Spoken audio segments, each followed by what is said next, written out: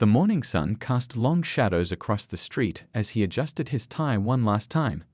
The mirror in his hallway reflected back a man who had spent hours pressing his best suit, polishing his shoes until they gleamed, and making sure every detail was perfect. He knew first impressions mattered, especially today. His wife had helped him organize all the paperwork the night before, carefully arranging everything in a leather folder she had bought him for his birthday. The loan application was on top, filled out in his neatest handwriting. Below it were 5 years of impeccable financial records from his auto repair shop, letters of recommendation from respected customers, and a detailed business plan for expansion. The drive to First National Bank felt longer than usual. He passed by this building hundreds of times before, its tall granite columns and brass doors always looking so impressive, so important. Today, those same features make his stomach tighten with nervous anticipation. He'd spent months preparing for this moment, building his business from nothing into something his whole neighborhood relied on. The auto shop had started in his garage, with just a few tools and the knowledge passed down from his father. Word spread quickly about his honest work and fair prices. Soon, people were coming from across town, willing to wait days just to have him look at their cars. The shop had grown, but now it was bursting at the seams. He needed a bigger space, more equipment, and a chance to hire young people from the community who wanted to learn the trade. He parked his car, the same one he'd rebuilt with his own hands, and checked his documents one more time. The morning was still quiet, with only a few other people walking along the sidewalk. A street sweeper rumbled past, and the smell of fresh bread wafted from the bakery down the block. Taking a deep breath, he climbed the bank's stone steps. Each step felt heavier than the last, but he kept his head high. His father's words echoed in his mind: "Stand tall, walk proud, and let your work speak for itself." The folder tucked under his arm contained proof of everything he'd built, every late night, every satisfied customer, every penny saved. The brass handles of the heavy wooden doors were cool to the touch. He could see people inside, bank tellers preparing for the day, a security guard adjusting his uniform. But before he could pull the door open, a man in a dark suit stepped into view. The bank manager. He recognized him from previous visits to deposit his business earnings. The manager's face hardened as he looked through the glass. He shook his head and pointed to a sign that hadn't been there the day before. The message was clear. He wasn't welcome. Not today, not ever. The color of his skin had determined his fate before he could even state his case. For a moment, he stood frozen, the weight of the rejection pressing down on him like a physical force. Other people were walking up the steps now, giving him a wide berth. The manager held the door open for them, nodding politely as they passed. But for him, the door remained firmly closed. The leather folder suddenly felt heavy in his hands. All those hours of preparation, all those dreams of expansion, all those plans to help his community, stopped by a locked door and a prejudiced heart. But as he stood there, something stirred inside him. This wasn't just about him anymore. It was about every person who'd ever been told they couldn't, shouldn't, or wouldn't be allowed to succeed. He took one last look at the bank's imposing facade. The morning sun had climbed higher now, making the windows gleam like cold, distant stars. The same light caught his wedding ring as he gripped the folder tighter. His wife's words from that morning came back to him: "When one door closes, we'll find another or build our own." Walking back to his car, his footsteps echoed off the buildings. Each step away from the bank was a step towards something else, though he didn't know what yet. The rejection stung, but it had planted a seed. There had to be other ways, other banks, other possibilities. His community had always supported him. Maybe it was time to look closer to home for help. As he drove back to his shop, his mind was already working on a new plan. The bank's rejection would not be the end of his story. In fact, something told him it was just the beginning. His father had taught him how to fix engines, but life had taught him how to fix problems. This was just another problem to solve, another engine to repair, another road to travel. He pulled into his shop's parking lot, already full of cars waiting for his skilled hands. The sight reminded him that he had built something valuable, something real. No one could take that away from him. The bank's closed door couldn't erase the trust his customers placed in him, the skills he'd mastered, or the dream he carried. Tomorrow would be another day. Tomorrow he would try again. And if that didn't work, he would try something else.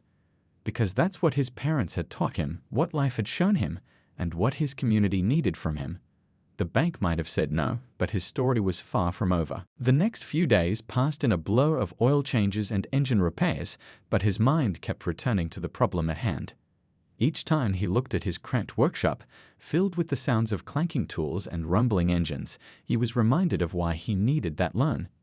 His dreams of expansion weren't just about making more money, they were about creating opportunities. One evening, after finishing up with his last customer of the day, he noticed an older man lingering near the shop's entrance. The man's weathered face broke into a warm smile as he approached. "I've been watching your shop grow over the years," the man said, wiping his hands on a handkerchief. "My brother-in-law mentioned you were looking to expand." The conversation that followed would change everything.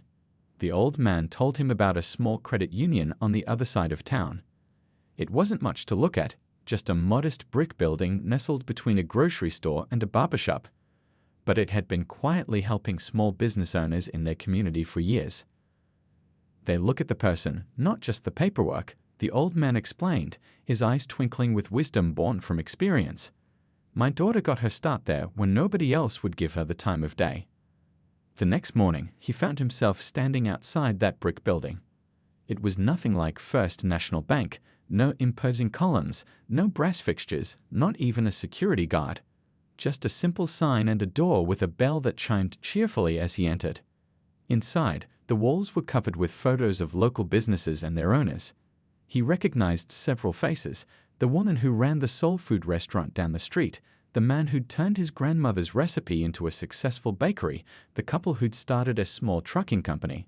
These were people he knew, people from his community, people who'd made their dreams real.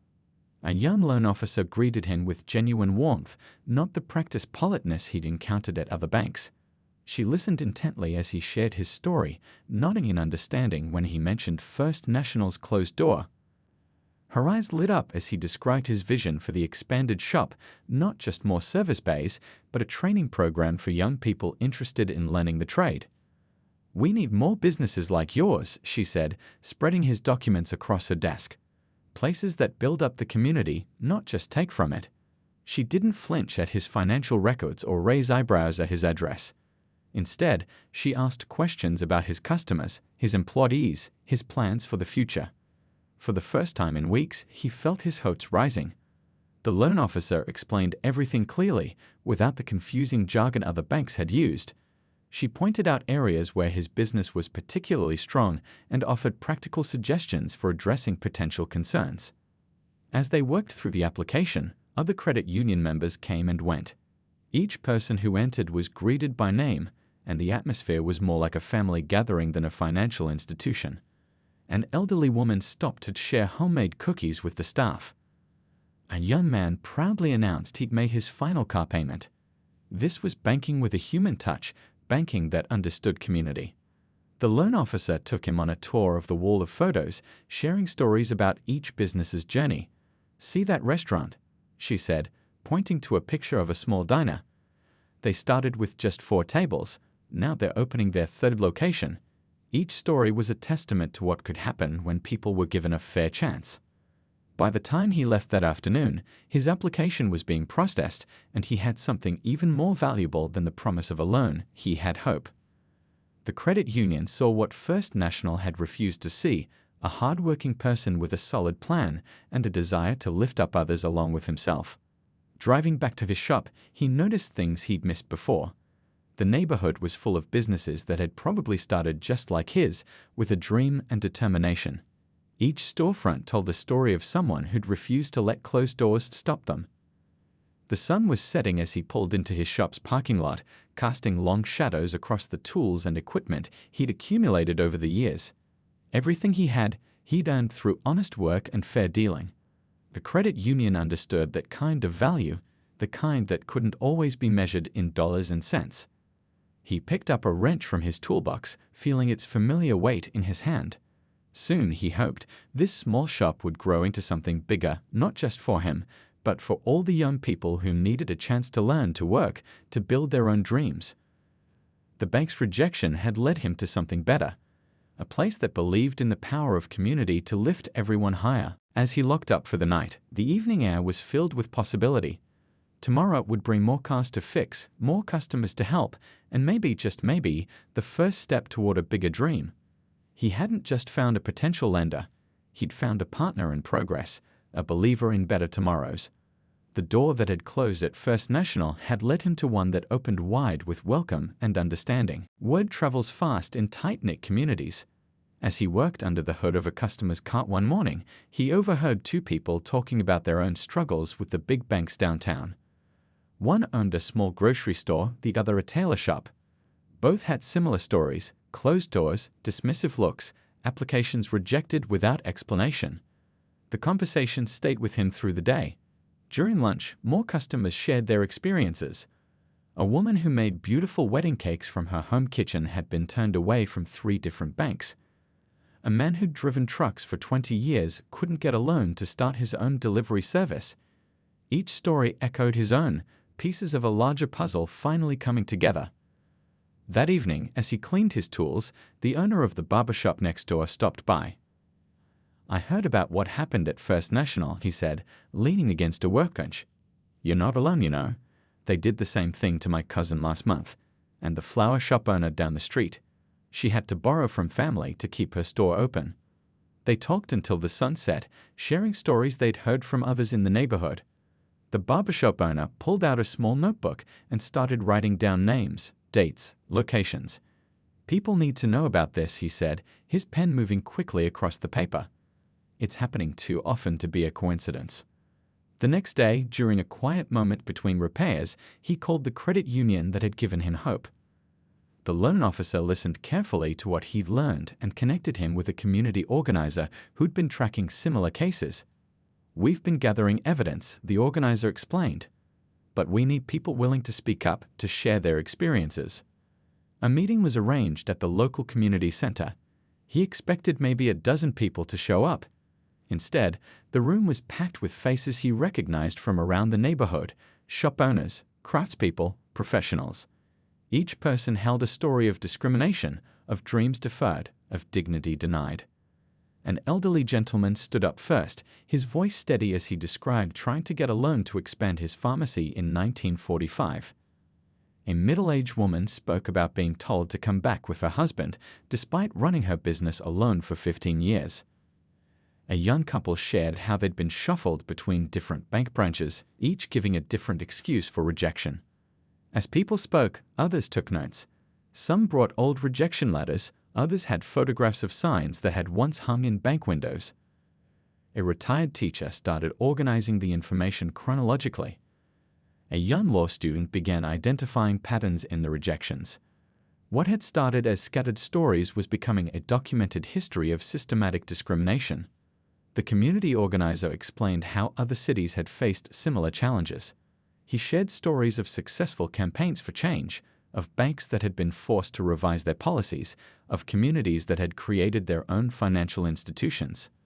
"But it starts with evidence," he said. "It starts with people willing to stand up and say, 'This happened to me.'" During a break, people clustered in small groups, exchanging contact information and sharing resources. The owner of a print shop offered to make flyers. A retired accountant volunteered to analyze financial records. The barbershop owner's notebook was now full of names and numbers, a testament to years of hidden struggle. Someone suggested creating a detailed map of the city, marking where loans had been denied and approved. Another person started a list of supportive businesses that could help spread the word. The energy in the room was electric, not anger, but determination. Years of individual frustration were transforming into collective purpose. As the meeting wound down, the community organizer stood again. "This isn't just about loans," he said. "It's about dignity. It's about fair treatment. It's about our children having the same chances as everyone else." Heads nodded in agreement. The room might have been full of different stories, but they were all chapters in the same book. Walking home that evening, he saw his neighborhood with new eyes. Behind each storefront was a story of persistence. Every business sign represented someone who'd found a way forward despite the obstacles. The community hadn't just survived, it had created its own networks of support, its own paths to success. In his pocket, he carried a list of next steps, meetings to attend, people to contact, stories to document. His own experience at First National no longer felt like a personal rejection. It was evidence of a larger problem, one that affected not just him, but an entire community. And now that community was coming together, turning individual setbacks into collective action. That night, he sat at his kitchen table, reading through the notes from the meeting. His wife brought him a cup of coffee and looked over his shoulder at the pages of testimony they'd collected. "You know what this means?" she asked. "It means nobody has to face those closed doors alone anymore." He nodded, understanding now that his story had become part of something bigger. The same determination that had built his auto shop would now help build something even more important, a movement for change, a demand for justice, a voice for all those who'd been silenced by prejudice and policy. The city newspaper office buzzed with activity as reporters hunched over their typewriters, the constant clicking mixing with the hum of overhead fans. At one desk, a young reporter sat staring at a stack of notes, her coffee growing cold beside her. She'd come to write a simple story about local banking practices, but what she'd uncovered was anything but simple. It had started with a tip from her uncle, who'd mentioned something about a community meeting where people were sharing stories about bank discrimination. She'd attended, expecting to stay for an hour at most. Instead, she'd filled 3 notebooks with testimonies that made her hands shake with anger and determination. Now, back at her desk, she spread out her notes. The auto shop owner's story had caught her attention first, his quiet dignity as he described standing before those brass doors. But it was what came after that made her realize this was more than just one man's experience. The patterns were impossible to ignore. She pulled out her map of the city, now marked with red dots showing where loans had been denied and green ones where they'd been approved. The visual evidence was striking. A clear line of discrimination drawn across neighborhoods. Her editor had warned her to stick to the facts, but the facts themselves told a powerful story. Her research had led her to dusty courthouse records and old bank documents. She'd spent hours in the library, digging through microfiche records of property deeds and business licenses. Each piece of evidence reinforced what the community already knew. The system was rigged against them. The phone on her desk rang. It was another business owner calling to share their story. She'd published a small piece in the weekend edition, asking people with similar experiences to come forward. The response had been overwhelming. Her notepad filled with dates, amounts, and details of rejected applications. A photographer from the paper had captured powerful images, the contrast between the grand banks downtown and the modest credit union that had become a lifeline for the community. Pictures of successful businesses that had flourished despite being denied traditional banking services. Portraits of determined faces, each with a story of resilience. Her editor called her into his office that afternoon. She brought her evidence, stacks of documents, photographs, testimonies, and that telling map. "This isn't just a local story anymore," he said, looking through her research. "This is happening in cities all across the country." The next few days were a whirlwind of fact-checking and interviews. She spoke with bank employees who shared internal documents, their hands trembling as they described policies they'd been forced to follow. Former managers confirmed what everyone suspected. There were unwritten rules about which neighborhoods to avoid, which applications to reject. The story grew beyond banking. She uncovered connections to housing discrimination, education inequality, and job market barriers. Each thread she pulled revealed another layer of systematic exclusion. But she also found stories of hope, communities creating their own solutions, supporting each other when traditional institutions failed them. Her typewriter clacked late into the night as she worked to weave these stories together. The auto shop owner's experience became the opening scene, a personal window into a much larger struggle. She described the community meeting, the gathering of evidence, the growing movement for change. When the story finally ran, it took up the entire front page of the Sunday edition. The headline was simple but powerful. "The Closed Doors of Banking, a Community Speaks Out."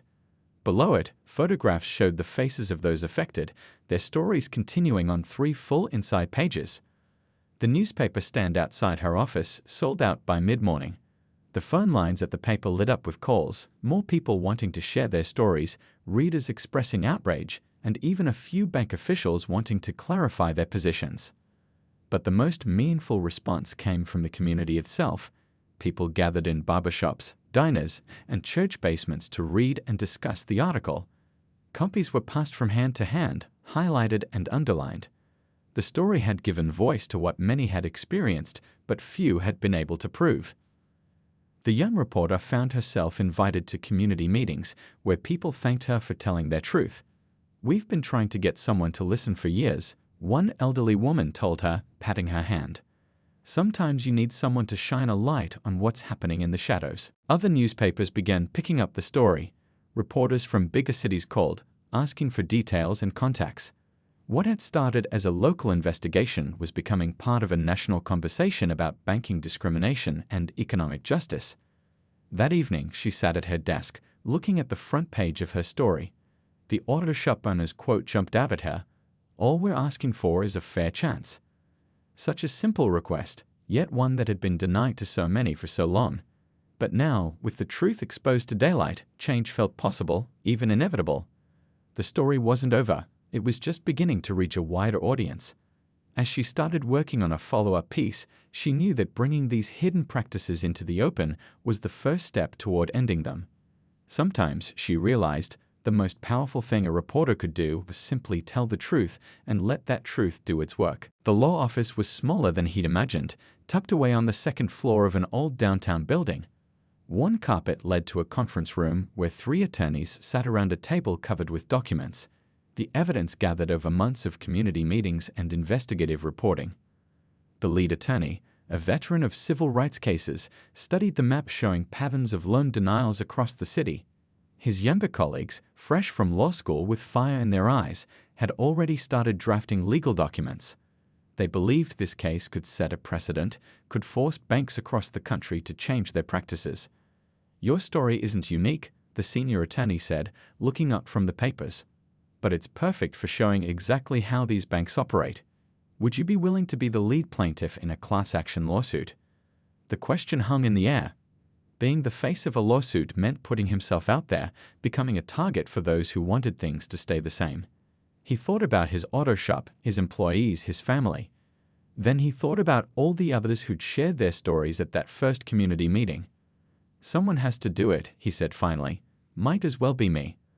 The next few weeks were a blur of depositions and document signings. More people came forward to join the lawsuit: shop owners, home buyers, small contractors. Each had a story of discrimination, of dreams denied by arbitrary rules and hidden prejudices. The young lawyers worked late into the night, poring over banking regulations and civil rights laws. They found precedents in other states, similar cases that had helped chip away at discriminatory practices. Every rejection letter, every policy document, every piece of evidence was carefully cataloged and analyzed. The bank's lawyers arrived in expensive suits, carrying leather briefcases and confident smiles. They filed motion after motion trying to get the case dismissed. "These are just individual business decisions," they argued. "There's no pattern of discrimination." But the evidence told a different story. The community's careful documentation, the newspaper's investigation, and the credit union's records painted a clear picture of systematic exclusion. The young reporter's articles had inspired people from other cities to share similar experiences, showing this wasn't just a local problem. The courthouse steps became a gathering place. People from the community came to watch the proceedings, filling the benches in the back of the courtroom. The bank's representatives sat stiffly in their expensive suits, while community members nodded in recognition as each piece of evidence was presented. During breaks, people shared stories in the courthouse hallways. An elderly man described trying to get a business loan in the 1930s. A middle-aged woman talked about being told to bring her husband, even though she owned her business outright. Each story added another brick to the wall of evidence. The turning point came when a former bank employee stepped forward. With trembling hands, she described the unwritten policies, the coded language used to reject certain applications, the maps marking undesirable neighborhoods. Her testimony brought tears to many eyes in the courtroom. The judge, a thoughtful man with gray hair and reading glasses, listened carefully to each presentation. He asked pointed questions of both sides, but his expression grew increasingly troubled as the evidence mounted. During one session, he interrupted the bank's lawyer mid-argument. "Aren't you suggesting," he asked, peering over his glasses, that all these rejections, all these similar stories, all this documentation is merely coincidence. The bank's strategy began to crumble. Their arguments about individual cases couldn't explain away the clear patterns of discrimination. The young lawyers had built their case carefully, showing how each rejection was part of a larger system of exclusion. Support came from unexpected places. Other banks, seeing which way the wind was blowing, began reviewing their own policies. Civil rights organizations offered additional resources and expertise. Letters of support arrived from business owners in other cities facing similar challenges. The auto shop owner sat through every session, listening as lawyers argued about policies and precedents. Sometimes it felt strange, hearing his personal experience discussed in legal terms. But he knew this wasn't just about him anymore. It was about changing a system that had held back an entire community. His wife came to court with him each day, squeezing his hand when things got tense. "You're doing this for everyone who ever stood in front of those brass doors," she whispered, "for everyone who was told they weren't good enough." The case dragged on for months, but the community spirit never wavered. People brought food to the lawyers working late, shared rides to the courthouse, helped watch each other's children during important sessions. What had started as a legal challenge had become a movement for change. Each evening, driving home from the courthouse, he passed First National Bank. Those brass doors that had once seemed so forbidding now looked different. They weren't just doors anymore. They were symbols of a barrier that was finally being challenged, a system that was finally being called to account. The morning sun hit the bank's brass doors differently now. Workers were taking down the old signs, replacing them with new ones that spelled out a clear message: equal lending opportunity, all applications welcomed. Inside, the changes were even more dramatic. First National Bank's boardroom had never seen such a diverse group of people sitting around its polished table. Community leaders sat alongside bank executives, working together to draft new policies. The leather chairs that had once seemed so exclusive now held people from all walks of life, each contributing to the transformation. The lawsuit had ended not with a bitter court battle, but with something more powerful: real change. The bank's new leadership had seen the writing on the wall and chosen to be part of the solution. They'd reached out to the community's lawyers, asking to settle the case by implementing comprehensive reforms. "We need to do more than just change policies," the bank's new president had said during the first meeting. "We need to change hearts and minds." The words might have sounded empty coming from someone else, but he backed them up with action. The first change was visible at the teller windows. The bank had hired people from the community, creating jobs and building trust. Training programs were established to ensure all employees understood the importance of fair lending practices. Old prejudices were being replaced with new understanding. The auto shop owner watched as a young couple walked out of the bank, clutching approved loan papers and smiling. They were opening a small bakery in the neighborhood. Just 6 months ago, they might have faced closed doors and cold rejection. Now, they were being given a fair chance to make their dreams real. The ripple effects spread beyond First National. Other banks in the city, seeing the positive changes and community response, began reviewing their own practices. Some reached out to the community credit union for guidance on building better relationships with underserved neighborhoods. Inside the bank's loan department, new faces brought new perspectives. The lending officers now included people who understood the community's challenges and potential. They looked at more than just numbers on paper. They saw the human stories behind each application, the possibilities in each business plan. The community organization that had helped gather evidence for the lawsuit now had an office in the bank building. They offered free workshops on business planning, financial literacy, and loan applications. The same space that had once symbolized exclusion was becoming a center for economic empowerment. One afternoon, the auto shop owner visited the bank to deposit his weekly earnings. The security guard, a young man from his neighborhood, greeted him by name. At the teller window, he recognized a woman whose car he fixed last year. These small changes meant more than any policy document could express. The newspaper that had helped expose the discrimination now ran stories about successful loans and growing businesses. The young reporter who'd broken the original story wrote about new shops opening, existing businesses expanding, and dreams being realized. Each article was a testament to what could happen when barriers came down. The credit union that had believed in him when others wouldn't was thriving too. They'd become advisors to the bigger banks, showing how community-centered banking could be both profitable and fair. Their success proved that doing the right thing could also be good business. In community meetings, people shared stories of their experiences with the reformed bank. An elderly business owner wept as he described getting a loan to renovate his store, something he'd been trying to do for 20 years. A young woman talked about buying her first house, standing proud in front of those same brass doors that had once been closed to others. The bank's training room hosted regular sessions where employees learned about the history of banking discrimination and its lasting impacts. They studied successful community development programs and discussed ways to better serve all customers. The past wasn't being buried, it was being used to build a better future. Even the physical space of the bank changed. The imposing marble counters were replaced with more welcoming designs.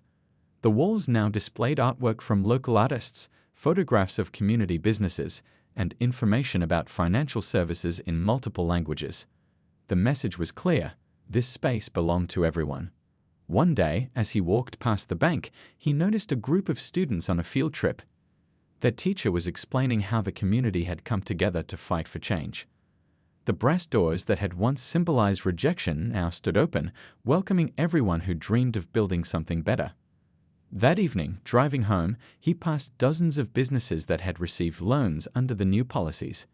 Each storefront told a story of opportunity seized, of barriers broken, of progress made possible when people stood together for change. The city itself seemed more alive, more vibrant, more full of possibility. The transformation wasn't perfect. Change never is. But something fundamental had shifted. Where there had once been closed doors, there were now open pathways. Where there had been rejection, there was now opportunity. And where there had been silence, there were now voices being heard and respected. 20 years had passed since that morning on the bank steps.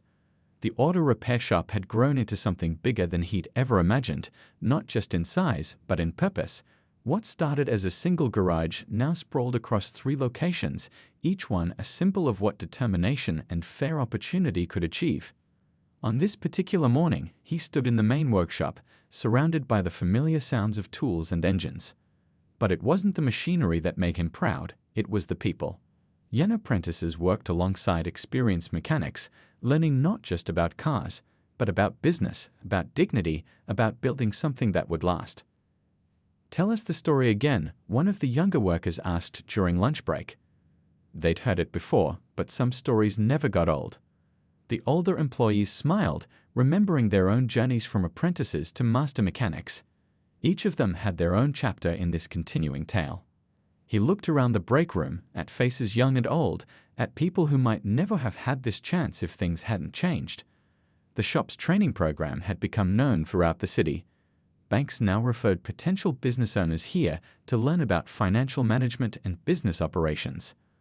The wall behind his desk displayed dozens of photographs, graduates of their apprenticeship program who'd gone on to start their own businesses. A mechanic shop in the next state, a car dealership across town, a fleet maintenance company serving 3 cities, each success story built on the foundation laid 20 years ago. That afternoon, a group of high school students arrived for their weekly career training session. Their eyes widened at the sight of the modern equipment, the busy workshops, the professional atmosphere. These weren't just auto repair lessons, they were lessons in possibility. "Before we start today's training," he told them, "let me tell you about a door that wouldn't open." The students settled in, sensing a story worth hearing. He told them about that morning at First National Bank, about the community that came together, about the changes they'd fought for and won. One student raised her hand.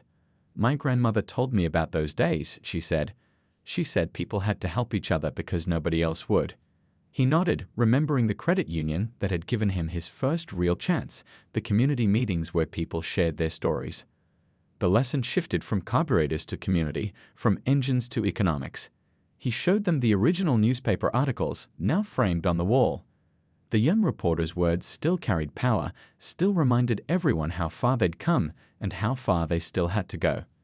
Later that day, he drove to the local business association meeting. The group had grown diverse over the years, representing every corner of the community. They met in a conference room at First National Bank, the same building where he'd once been turned away. The irony wasn't lost on anyone. The meeting's agenda included reviewing loan applications from new entrepreneurs. The bank's representatives sat alongside community leaders, working together to ensure everyone got a fair chance. His own experience made him particularly attentive to the dreams others were trying to build. A young woman presented her plan for an electric vehicle conversion business. Her hands shook slightly as she laid out her proposal, but her eyes shone with determination. He recognized that look. It was the same one he'd seen in the mirror all those years ago. The approval of her loan wasn't charity or special treatment. It was business as usual in a system that had learned to see potential in people, not just numbers on paper. The young woman's tears of joy reminded him of his own emotions when the credit union had first believed in him. Driving home that evening, he passed all 3 of his shop locations. Each one employed people from the neighborhood, trained young apprentices, and served as a gathering place for the community. The business had grown beyond fixing cars. It had become a place where dreams got repaired and rebuilt. His original location still had the old sign out front, now weathered but proud.